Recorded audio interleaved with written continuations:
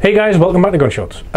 This week I'm not doing a full review. I've got a quick look. I have already done the Perazzi Hi-Tech S and the Hi-Tech 3.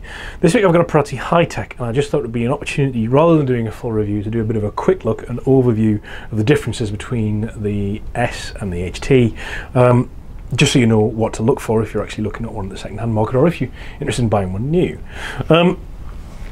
This Hi-Tech is finished in is rather nice two-tone black and silver, and I'll go over the quick technical bits quickly first. 30-inch tubes, 18.5 bore on this gun, or you can select what boring you want. This gun is fixed choke, 3/4 and full. Reverse tapered 7 to 9mm rib with a red front bead. Again, bead is you can select whatever you want. This reverse taper affects the balance of the gun, so you get a more neutral balance than you do on a MX series gun, and the sight picture is kind of weirdly parallel. Ventilated mid-rib and top rib with this 45-degree angle cut, as is discussed before, that you get on the Hi-Techs, which is echoed again in this beaver-tail, sporting beaver-tail forend. 45 degrees there. The shape of the checkering on the Hi-Tech is another part of the styling pack, all hand cut, very nicely done. And then you get the Perazzi logo there, just as you do on the end of the butt. The forend on this gun, because it's a sporter, hides the lack of mid-rib beneath there that belies the sort of sporting lightweight barreled action. You also get a slightly lighter monoblock. However, the gun is 40 grams heavier and 3mm wider in the action than the MX series guns, which is sort of part of the reason why this gun balances nicer for me anyway. I think these handle better than the older guns. I don't like them. I find them a bit too wandy. I don't not like them, but they're too wandy for me. I think this is about the best balanced gun that Perazzi make. The action is a boss action with this absolute bank vault lockup that you find on these guns. H-bar, wedge and draw. The trigger is a mechanical, sorry, not mechanical, is a inertia unit, and frankly the triggers on Perazzi are about the best there are. Having tested as many guns as I've tested, I can't think of a gun with nicer, cleaner, lighter, more consistent trigger rates than a Perazzi. These are absolutely unburstable. Coming back to the stock, I've got a nice sporting stock here with the Hi-Tech shape checkering, a arc cut into the woodwork, and then, as I said, the Hi-Tech logo at the back, and this slight scallop that you get cut into the throat of the pistol grip here, which again denotes a Hi-Tech.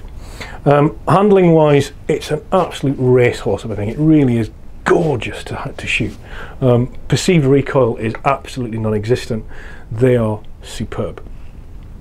What are the differences then?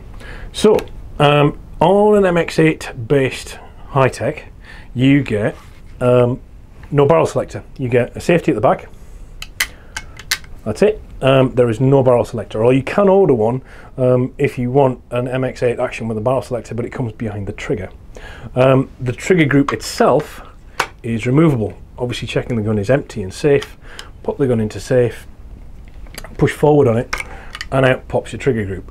Trigger group, as you can see, is leaf springs. The MX12 based Hi-Tech S has coil springs and a non-removable trigger group. It means it's slightly narrower in this section of the action that protrudes into the woodwork, and you can't take the triggers out.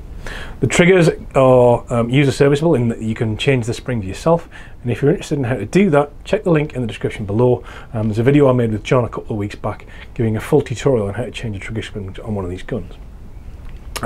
Putting it back together is just as simple as you like. Push the safety forward, rotate the trigger in, job done. And that's it. That's a Perazzi Hi-Tech. As I said, I've been shooting at this last couple of weeks, and I've really thoroughly enjoyed it. I've actually put a PB in with this gun, shooting ABT the other night at the club, and shot a 25 straight. I've never shot a straight on ABT before, and I was over the moon to shoot this gun that well. It really is a fantastic thing. Which kind of leaves me on to the announcement portion of this week's episode. It's time to come clean. I've ordered a Perazzi. This is not a commercial decision. I don't get paid for doing this. I'm not getting a favour from anybody, but I have decided, for various reasons, which I will make clear in the episode that I record when I'm out in Italy in October getting the gun made, as to why I'm changing. But basically, after 3 years with the Krieghoff, I've decided I fancy a change, and temptation has been constantly waved under my nose at Bywell in the form of an Italian gun, and I've decided to go for it. I'll talk more about it close at the time, but needless to say, it is happening. I have ordered one, and everybody who's been on at me in the comments section to order one, you can now relax. I have ordered one. I'm sure I'll now get a lot of grief from Krieghoff owners for basically for abandoning them, but never mind. So that's it. That's this week's episode. The show is brought to you by Bywell Shooting Ground and Hull Cartridge, the finest ammunition. Please do like and subscribe if you've enjoyed the show. Catch up with me next week when I've no idea what I'm going to be looking at. Yeah, or follow me on Instagram if you fancy. It's at Lloyd P. Chaps, I'll see you in a couple of weeks.